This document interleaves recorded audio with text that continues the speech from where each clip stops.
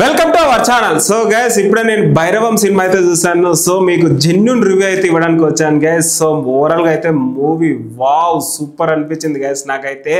So overall గా అయితే ముగ్గురు క్యారెక్టర్స్ చించి పడేశారు guys. Varada character, Gajapathi character and Srinu character అయితే చించి పడేశారు వీళ్ళ ముగ్గురు క్యారెక్టర్స్ అయితే.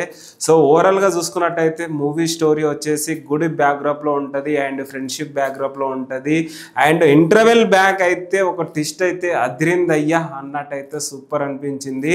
అండ్ క్లైమాక్స్ లో ఫైట్ సీన్ ఉంటది గైస్. ఫైట్ సీన్ అసలు ఏమన్నా ఉంటుందా?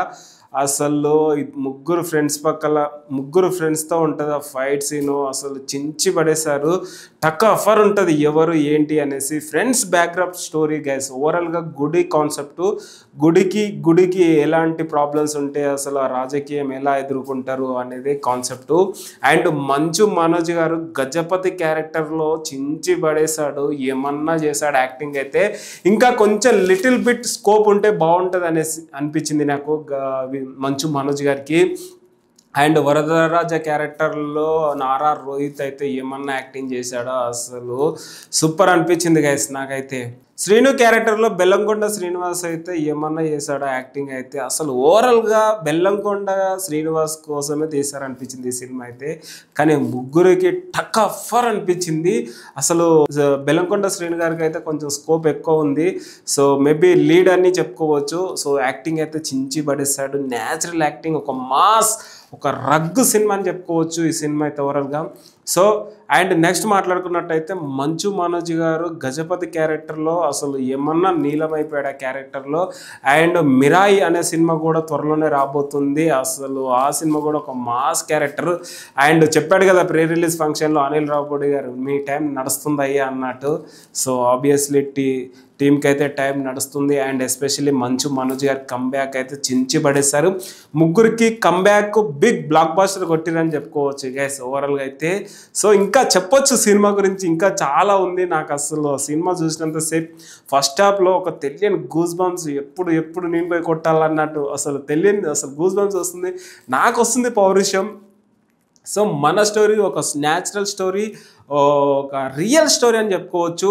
అండ్ విజయ్ కనకమేడల డైరెక్టర్ గారు అయితే చాలా బాగా తీసుకున్నాడు స్టోరీ అయితే. స్క్రీన్ ప్లే కావచ్చు, డైలాగ్స్ కావచ్చు సూపర్గా రాశారు.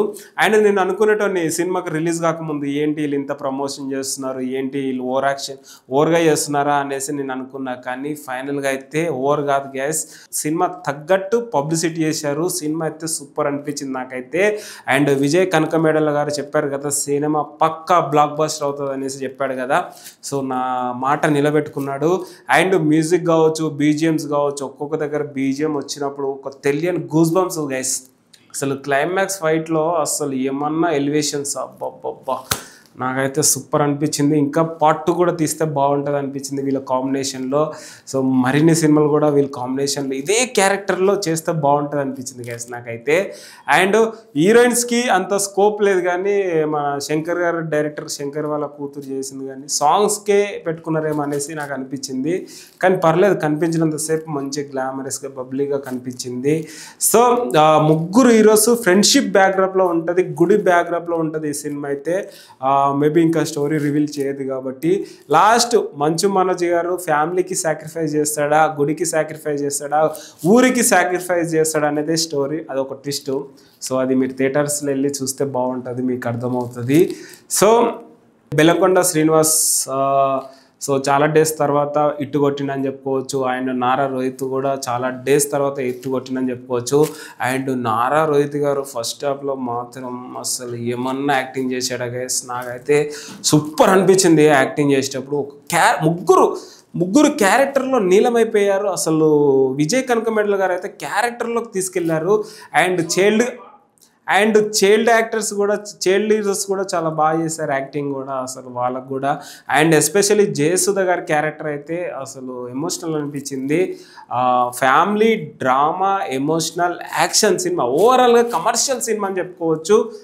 మంచిగా తీశాడు విజయ్ కనకమేడల గారు అయితే. అండ్ ప్రొడ్యూసర్ రాధాకృష్ణ గారు కూడా చాలా మంచి క్వాలిటీ పెట్టాడు, మంచి గ్రాండ్గా రిలీజ్ చేశాడు. మేబీ సినిమా అయితే సక్సెస్ కొట్టిండు, మేబీ హ్యాపీగా ఉంటాడు అనేది చెప్పుకోవచ్చు మేబీ ప్రొడ్యూసర్ గారు.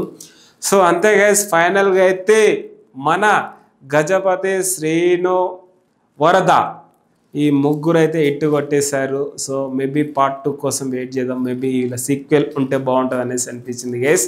ఓవరాల్గా అయితే సినిమా చాలా బాగుంది, నాకైతే నచ్చింది. 1 టైం 2 టైం వాచింగ్ అని చెప్పుకోవచ్చు.